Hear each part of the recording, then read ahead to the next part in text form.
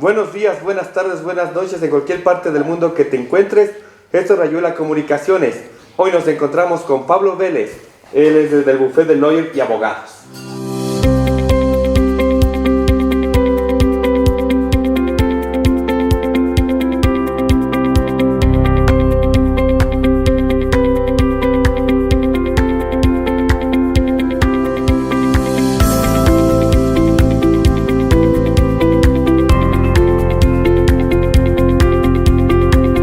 Rayuela Comunicación llega a ustedes gracias al auspicio de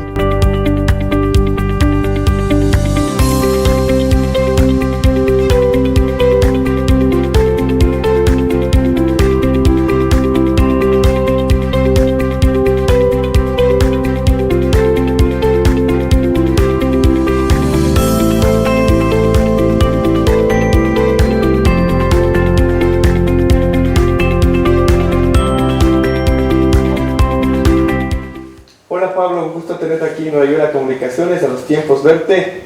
Y bueno, primero preguntarte, después de estas últimas elecciones, yo te vi en algunos medios de comunicación o a veces en las redes sociales, que tú ibas por el voto nulo. ¿Por qué ibas por el voto nulo en esta ocasión? Bueno, qué gusto primero saludarte, volvernos a encontrar. Es grato hablar con amigos después de mucho tiempo de estar desconectados. Un saludo a todos los cibernautas que nos siguen y que van a colaborar con estas opiniones políticas en este momento electoral. Sí, en realidad decidimos nosotros no apegarnos a una tendencia política o a un partido político en estas elecciones, porque consideramos nosotros que no presentaron las credenciales necesarias para poder... Perdón, Pablo, o sea, no estabas con la... Yo pensaba que estabas con lo que iba Pachacuti, que iba en el voto nulo. No. Totalmente independiente. Totalmente independiente. Porque esto, si ustedes pueden revisar mis redes sociales, por ejemplo, nosotros desde el inicio de campaña arrancamos con una campaña de voto nulo. Y te voy a explicar por qué. Mucha gente en redes sociales hasta nos atacaron, ¿no es cierto? Atacaban a muchos que decían, vamos nosotros a votar por el nulo. El voto nulo es un acto totalmente democrático. Se encuentra registrado y establecido dentro del Código de la Democracia.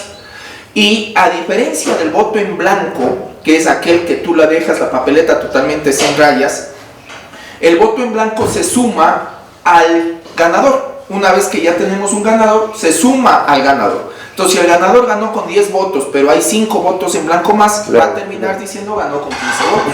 El voto nulo no es así. El voto nulo lo estipula el Código de la Democracia. Tiene efectos propios, tiene que ser contabilizado de manera propia. A tal punto que si ustedes registran la primera vuelta electoral van a encontrar los siguientes puestos, ¿no? En primer lugar, Arauz. En segundo lugar, quedó Lazo. En tercer lugar, quedó Yacu Pérez. En cuarto lugar, quedó Herbas. Y en quinto lugar, quedó el nulo. Si nos vamos a la segunda vuelta, el nulo logra escalar posiciones y tener ya una cifra importante. Al 16 o al 17%. 17%. Y esto va a ser muy importante para toda la gente y sobre todo el actual presidente, que tome en cuenta que lo que él ganó fue el poder estatal. Él ganó el poder estatal, ganó la presidencia y tiene el poder estatal, pero no tiene el poder popular, no tiene el poder político. Porque para tener el poder político tú tienes que entrar a analizar una serie de circunstancias, ¿no es cierto? Primero, por ejemplo, el respaldo popular, la acogida popular. La fuerza política, el pueblo, o sea, no tiene acogida del pueblo. No tiene, porque si tú empiezas a medir y vas restando porcentajes, ¿cuánto sacó el candidato Arauz? ¿Cuánto sacó el voto nulo? ¿Cuánto le queda al actual presidente? Entonces, nosotros, ¿por qué dijimos el voto nulo? Primero, porque veríamos que seguían existiendo los mismos personajes. Esto quiere decir que el sistema seguía respaldando a las mismas tendencias y el país no va a mejorar si seguimos manteniendo los mismos personajes. Vale, o sea, en el mismo sistema que estamos ahora. Totalmente. ¿Qué hablamos cuando decimos del sistema? ¿Qué es el sistema? El sistema es una conjugación de las normas, de las leyes, con las circunstancias externas. Guillermo Lazo es la tercera vez que se lanza a las elecciones y, ojo, es la peor ocasión electoralmente en la que él ha participado. De las 3 elecciones desde que se creó el partido Creo, esta es la que peor aceptación popular ha tenido. Y tú puedes medirlo fácilmente. Vamos a la asamblea, ya no a los resultados presidenciales. Y en la asamblea tú te encuentras con que la primera fuerza es el correísmo. Sí, UNES, la ¿No es cierto? La famosa la lista unión. 5 y 1. La lista 5 y 1, ¿no es cierto? Vas al segundo puesto, sorprendentemente por primera vez, miren ustedes, lo contrario, ¿no?, de lo que hablamos de Lazo. Por primera vez desde su creación como partido político, el brazo político indígena que es Pachacuti, por primera vez por sí solos logran tener esta aceptación, este resultado, que también responde a la división de votos, ¿no? No solamente que la gente dijo voy a votar porque me interesa, porque me gusta la propuesta de Yacu Pérez, no, sino también fue el resultado de la división de votos. Pero aparece en segundo puesto Pachacuti. En tercer puesto, ¿quién aparece? Izquierda ID. No, está más abajo la Izquierda Democrática. Aparece Social Cristianos. ¿Social Cristianos? Social Cristianos están arriba. En cuarto puesto aparece Izquierda Democrática. Y en quinto puesto aparece Creo. Sí. Entonces tú dices, ¿tuvo votación? ¿Tuvo aceptación? No la tuvo. Fue la peor participación. ¿Y es por qué? Por lo que yo te digo. Porque quienes somos los ciudadanos de a pie, quienes estamos viendo las necesidades continuas, sabemos que no mostraron un proyecto de país. Entonces, ¿cuál es el resultado del nulo? El resultado del nulo es que si sobrepasaba el voto de los dos candidatos, las elecciones se suspendían y se tenía que convocar a nuevas elecciones, pero con nuevos actores políticos. Esto quiere decir que por primera vez en la historia nosotros hubiésemos generado un verdadero cambio democrático. Era por primera vez en la historia cuando nosotros hubiésemos estado hablando de que el pueblo rechaza el sistema. Entonces es muy interesante. No se trataba de que votémosles a Lazo porque si no gana de nuevo Correa, porque eso fue. Le voto a Lazo porque gana de nuevo Correa y ya no queremos más continuismo. O sea, la gente votó para que no ganen los correístas, votó por las últimas opciones. Prefiero mal. Totalmente. Y aquí viene algo que quizás si es que ve la gente de Lazo no le va a gustar. Pero es la realidad y él debería saberlo y a él se lo debe decir esto. Claro, se va a reflejar en la Asamblea Nacional que se encuentra totalmente fragmentada y no hay ni una mayoría absoluta. Y ahora ese es un problema de gobernabilidad. Y él tiene problemas de gobernabilidad a dos frentes. El uno, un problema de gobernabilidad en la Asamblea que no va a poder legislar porque claro, van a estar en una sola alianza los de Creo y Social Cristianos. Por ahí van a tratar de hacer alianzas con la Izquierda Democrática, están conversando con Pachacuti para tratar de hacer un solo bloque, con lo cual tendrían mayoría, porque por sí solos ya pueden empezar a confrontar leyes importantes el área correísta. Y si es que no se cede a los caprichos, porque ¿qué me das tú para yo unirme a ti, pues? ¿No es cierto? Claro, pero ya vimos cómo se manejó en el gobierno de Lenín Moreno. Recuerden que no tenían mayoría, pero pasaron a ser mayoría con los mismos de Alianza País, la gente de Creo, y cambiaron. Sí. ¿Por qué no puede pasar lo mismo ahora? Sí, bueno, el sistema político en realidad responde a la naturaleza humana, y la naturaleza humana tú sabes que responde ya a intereses o grupales o a intereses personales, no particulares. Vimos los hospitales, esos fueron los intereses, creo. Por ejemplo, lo que yo te digo, y es que esa es la respuesta del ejercicio mal llamado político, ¿no es cierto? Porque, a ver, yo tengo mi bloque, ahora me fue muy bien. Otro ejemplo, Izquierda Democrática. Yo te pregunto a ti, hemos hablado con la gente, ¿alguien pensó que Izquierda Democrática iba a tener tal resultado? Realmente no, porque realmente lo que hicieron en la asamblea fue bochornoso, pero esto fue algo ocasional, me parece a mí, porque el señor Herbas fue el outsider, el así que salió. Así fue. Y eso le resultó a los que ganaron de asambleístas, porque si ellos se lanzaban Izquierda Democrática solos como asambleístas, la señora Vilma Andrade, creo que no ganaban nada. No.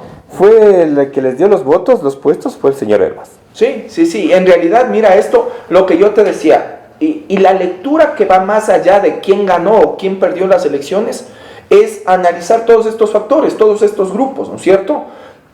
De la nada, Izquierda Democrática sacó un bloque, sacó, si no estoy mal, 14, porque creo que Social Cristianos tiene 15, sacó asambleístas que, ojo, en el periodo presidencial anterior para asambleístas sacó 3, de los cuales se les fue 1, quedaron solo 2. Después vinieron las elecciones seccionales, les fue pésimo, tienen creo que 2 concejales o 3, no tienen más, pésimo. Y de la nada, sin haber hecho campaña, sin tener representación política, vienen y votan. ¿Y esto es resultado de qué? De que la gente estuvo cansada de los mismos. Y en estas elecciones se ve reflejada esa aceptación hacia nuevos personajes, nuevos actores, que representan una nueva posibilidad, una nueva oportunidad. Que era Javier Herbas. Que apareció Javier Herbas, como tú lo dices, un outsider. Entre comillas de centroizquierda. Entre comillas de centroizquierda, lógicamente, porque ya no... Este es otro tema, ¿no? Que solo podríamos hablar en otra entrevista. Es un debate que se lo viene haciendo ya hace más de 20 años. ¿Qué tanta incidencia e importancia tienen las ideologías políticas actualmente? ¿Sigue habiendo ese apego de la gente hacia la corriente política? No, la gente ahora quiere funcionamiento, que sea práctico. ¿No es cierto? Que no evite la pobreza, que haya más educación. Entonces la gente dice, yo ya no soy de izquierda, ¿no? Porque mira lo que ha pasado con la supuesta izquierda. Entre comillas, pero realmente es que no es izquierda, o sea, realmente. O sea, o le dicen socialista o comunista, pero nunca hemos vivido eso. Exacto, ¿no es cierto? O te dicen, yo no soy de derecha porque toda la historia la derecha lo que nos hizo. Entonces dice, yo no puedo pegarme ni a la izquierda ni a la derecha. Claro, lo que sucede es que desde hace mucho tiempo atrás, hace más de 2 décadas, 3 décadas atrás, se empezaron a distorsionar los conceptos de la filosofía política. Pero yo pienso que aquí en el país, porque hay cosas del capitalismo que son buenas, claro, pero lamentablemente aquí nuestros, entre comillas, capitalistas empresarios solo buscan evadir impuestos o solo su beneficio personal. Porque en cambio en otros países en Europa los capitalistas pagan sus impuestos. Entonces realmente lo vemos aquí todavía quieren vivir en el feudalismo, o sea, me parece, los empresarios. Y también la gente, entre comillas, de izquierda, le vemos que todo quieren, ¿cómo lo puedo decir? Muchos bonos, muchos subsidios también, pero realmente no vemos cómo podemos salir adelante. O sea, debe haber una fusión entre todo esto. Sí, en realidad es esta la decadencia de las ideologías. A esto ha concluido de que venga un gobierno autodenominado de izquierda y concluya con un pésimo gobierno. Entonces, ¿qué es lo que pasó? Pero Lenín Moreno, entre comillas, vino con la propaganda de izquierda, pero fue totalmente con derecha. ¿Cómo si tú analizas de Correa igual, pues? Sí, nunca fue de izquierda. Correa hablaba de una izquierda y se llenaba la boca diciendo que soy de izquierda, pero él nunca hizo ni siquiera una política de izquierda. Pero fue un medio flexible, ¿no lo viste ahí? Pero yo te digo, analicen, por ejemplo, analicen en la época de Correa que se decía que era un gobierno de izquierda, analicen ustedes que la banca fue la que creció más en toda la historia. Tal vez no sería por la estabilidad económica que había. Se requería, por ejemplo, se requería. Es por eso, como te digo, y vuelvo a topar el tema de las ideologías ya no se debería seguir mencionando. Más pragmáticos, dices tú. El pragmatismo tiene que salir a flote, pero tú, ¿cómo demuestras siendo candidato al pragmatismo? Porque no puedes hacer nada. Y ahí es donde viene lo que yo te digo. No presentaron las credenciales. Ninguno tenía un proyecto de país. El proyecto de país no solamente es por 4 años, porque es imposible tener un proyecto de país en 4 años. Para medir un país en 4 años estás hablando de corto plazo. Tú necesitas un proyecto de país a mediano y largo plazo. Ahí recién ves un proyecto de país. Ninguno de los dos lo tuvieron. Es que nadie sigue el proyecto de país, que cada quien viene y llega y maneja como él quiere. Ese es otro problema. Aparte de que no tenemos proyecto de país, tampoco nosotros tenemos la madurez como para poder continuar con aquellas políticas que son buenas o que han demostrado ser positivas. No, sino que viene otro, las elimina y empieza a hacer desde cero unas nuevas tendencias y eso lógicamente causa inestabilidad, ¿no? Política, económica, social, que es en lo que vivimos nosotros. Ahora, una siguiente pregunta. ¿Cómo le ves al nuevo presidente electo? ¿Cómo crees que le va a ir? Mira, como ya lo analizamos al inicio, tenemos 2 problemáticas, ¿no es cierto? Sí. Una división en cuanto al poder constituido dentro de lo que quiere decir gobernabilidad en el Estado, o sea, la Asamblea está totalmente dividida, y para eso va a tener que lastimosamente ser flexible en puestos estatales. Esto quiere decir que va a tener que ceder puestos de gobierno, como son ministerios. Como era el gobierno de todos, ahora es la de la unión, la reunificación, creo que. Va a tener que hacerlo con los socialcristianos, va a tener que hacerlo con Izquierda Democrática, va a tener que darle a Pachacútica, las fuerzas mayoritarias, con la finalidad de poder generar políticas dentro de la Asamblea. O sea, prebendas políticas. Se los podría denominar. Ahora, si esto fuera sano, no tiene nada de malo. Por el contrario, estás tú abriendo el camino para que varios criterios de varias tendencias, de varios sectores, se puedan unificar en beneficio del país. No pero tendría Pablo, nada de malo. sí, o sea, pero recordemos qué pasó con el gobierno anterior. No tenía mayoría y ¿qué pasó? Repartió hospitales y mira cómo terminó el país. Eso es lo malo. Entonces, hacia allá nos vamos. Y segundo, como yo les dije, si solo sacamos el porcentaje de votación, que es el de aceptación de Guillermo Lasso, es extremadamente bajo, muy escaso para hablar de que tiene el respaldo popular. No lo tiene. Entonces el señor Guillermo Lasso en realidad se encuentra en un puesto sumamente inestable para mi punto de vista. Y creo yo que, mira, yo leí en El Comercio varios editoriales, concuerdo con muchos criterios de los que ahí se dijeron. ¿Cree que va a terminar el gobierno? Si es que él hace las cosas bien, sí. Por ejemplo, te digo algo. Si yo fuera Guillermo Lasso, lo primero que hago en los 6 meses es empezar con política social. Yo no me preocupo más que de política social en el primer semestre de mi gobierno. Educación. Por ejemplo, el tema de vacunación, el tema de la educación, son temas álgidos, ¿no es cierto? Y no solamente el tema de vacunación, porque ya yo dudo mucho de que la vacuna sea la respuesta. Miren ustedes Chile, que es un ejemplo en Latinoamérica. Logró obtener, creo, si no estoy mal, uno de los principales del mundo en vacunación, que tiene mayor índice de vacunación. siquiera logró tener el 60% de gente vacunada. Y teniendo el 60% de gente vacunada, que tú dirías, soy el que menor riesgo tengo, fue el primer país en Latinoamérica recién en explotar con la tercera ola. Es una de las olas de mayor contagio en Chile. Entonces, ¿qué te está diciendo? Que la vacuna no es la solución. Entonces, tú más allá de las vacunas tienes que apuntar a mejorar el sistema de salud pública. Vas a tener que tener una política de salud pública preventiva que va a ser la que menor costo le genere al Estado y mayor eficacia tenga. Y segundo, ya tengas una política de salud pública que cuando sea necesario actuar sea eficiente y eficaz. Todavía no se han mejorado los respiradores, todavía no tenemos más camas, todavía no tenemos a las UCI.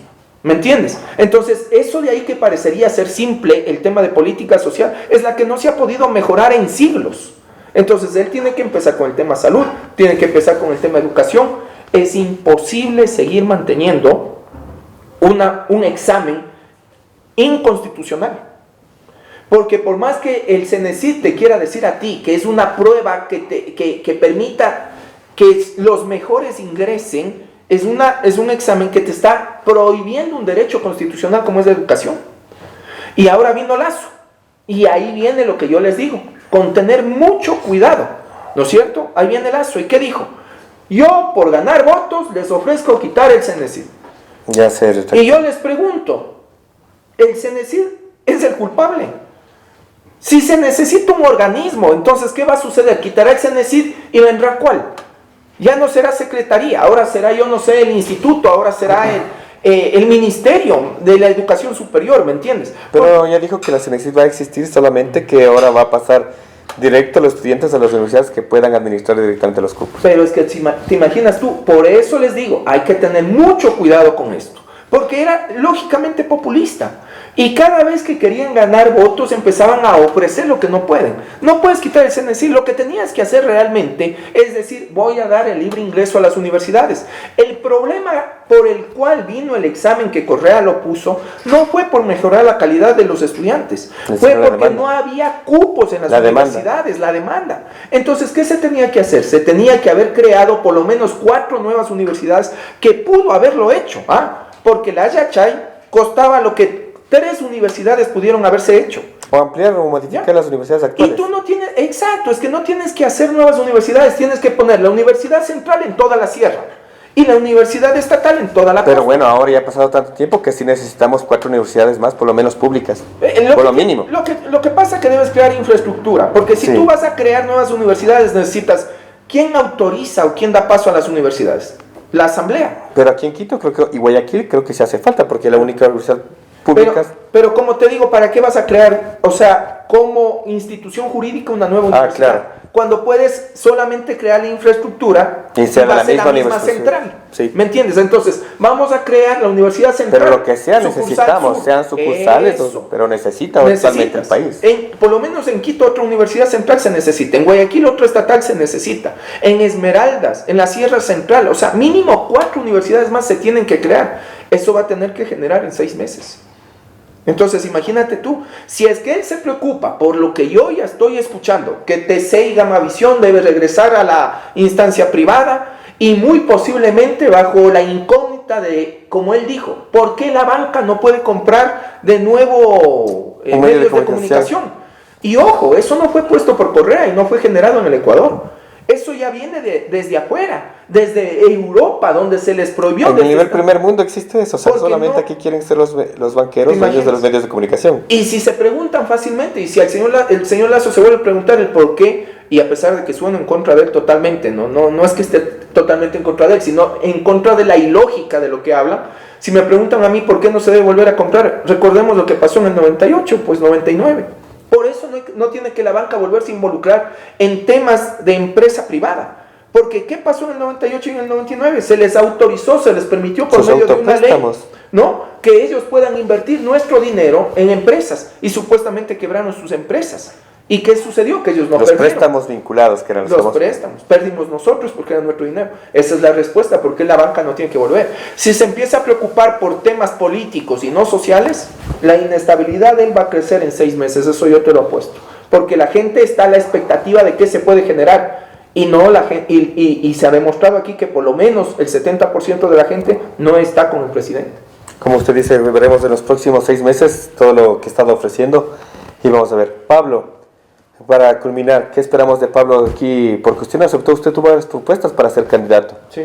¿Qué esperamos a futuro de usted en la parte política? Bueno, esto es muy interesante. Se apega muchísimo a todos los criterios que hemos venido ahorita analizando de forma rápida en la entrevista. Nosotros decidimos ya no seguir formando parte de aquellas tendencias caducas. Ya decidimos nosotros no formar parte de estos sistemas políticos que lo único que quieren es sacar partido grupal o individual.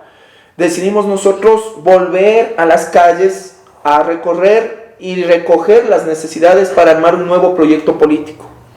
Este nuevo proyecto político es el primero en el Ecuador, va a ser el cuarto en Latinoamérica y es uno de los muy pocos a nivel mundial y responde a una tendencia verde, a los partidos verdes. No sé si ustedes tienen un poco de conocimiento de esto. Esto se inicia en Alemania y quiere decir partidos ecológicos, pero partidos políticos ecológicos. Pero nosotros hemos aumentado a esta tendencia el carácter humanista. Entonces nosotros estamos creando un movimiento político de carácter provincial que se llama biopolítica y que responde a una ideología humanista y ecológica. Y no busca estar situado en la izquierda, en el centro o en la derecha, porque eso ya no tiene funcionalidad. Como tú lo dijiste, ahora viene el pragmatismo. Entonces, ¿qué es lo que hacemos? Ubicamos al ser humano en el centro de la sociedad, porque el ser humano hay que responderle con sus necesidades. Entonces, al ser humano hay que darle trabajo, hay que darle vivienda digna, hay que darle educación, hay que darle salud, ¿no es cierto? Que son sistemas y necesidades básicas. Y no importa si lo haces con ideología de derecha o si lo haces con ideología de izquierda. Lo que importa es que el niño tenga salud, educación, vivienda digna. Eso importa, no importa izquierda o derecha. Eso es el humanismo y eso es lo que nosotros estamos creando y formando la primera tendencia. Estos partidos verdes ya hay en Brasil, hay en Colombia y hay en México. Nosotros seríamos el cuarto en Latinoamérica y estamos hablando con haya una unión de partidos verdes a nivel mundial y estamos nosotros ya formando parte de sus conferencias y Dios mediante la gente nos pueda respaldar con sus firmas, porque tú sabes que esa es la parte más difícil, pero estamos muy confiados. A pesar de la pandemia, el día miércoles estuvimos nosotros en Sangolquí y nos reunimos con un amplio sector de personas que hacen cultura. Esto quiere decir con personas que cantan, con personas que hacen cine, con personas que hacen esculturas, con personas que hacen pintura, que hacen ballet. Y esta gente está cansada ya del sistema político, pero le interesó mucho el tema de la filosofía humanista, porque como que se pega mucho con la cultura. Y es que es lógico, la identidad del ser humano es la cultura. Si no sabes tú tu cultura, si no tienes cultura, no tienes identidad, no sabes de dónde vienes y por lo tanto no sabes a dónde ir. Entonces, ya hay un frente en Sangolquí que se une con nosotros y así estamos recorriendo los 8 cantones de Pichincha. O sea que tendremos Pablo Vélez para las próximas seccionales a nivel de Quito, sí, o de la provincia de Pichincha. Sí, gracias a Dios. Tú recordarás cuando tuve la oportunidad de ser candidato a la prefectura de Pichincha, no nos fue mal. De hecho, de 18 candidatos que en ese entonces hubo, nosotros quedamos en el puesto 7º, auspiciados por Pachacuti, que tranquilamente en esa época pudimos haber quedado últimos. Porque en Quito Pachacuti no genera. Es más, aquí en Quito Pachacuti no generó en estas últimas elecciones un voto como que refleja lo que sucedió en la presidencia, ¿no? Como que Yacu Pérez estuvo peleando el tercer puesto. En Quito Pachacuti no tiene mucha acogida. Y ya responde a otros factores, ¿no? Falta de trabajo en territorio de Pachacuti, falta de ampliar el concepto de que Pachacuti no solamente es indígena, sino que, como ellos mismos lo dicen, somos plurinacional, multiétnico, que no se refleja en el accionar. Pero nosotros sí vamos a seguir trabajando con miras a que una nueva ideología y tendencia aparezca, y lo más probable es que, gracias a los resultados que tuvimos de esta buena acogida en la prefectura, vayamos a la alcaldía a hacer presencia en estas próximas elecciones. Gracias. Estábamos con Pablo Vélez aquí en Rayuela Comunicaciones. Y no se olviden, a nuestras redes sociales, dale un like y suscríbete.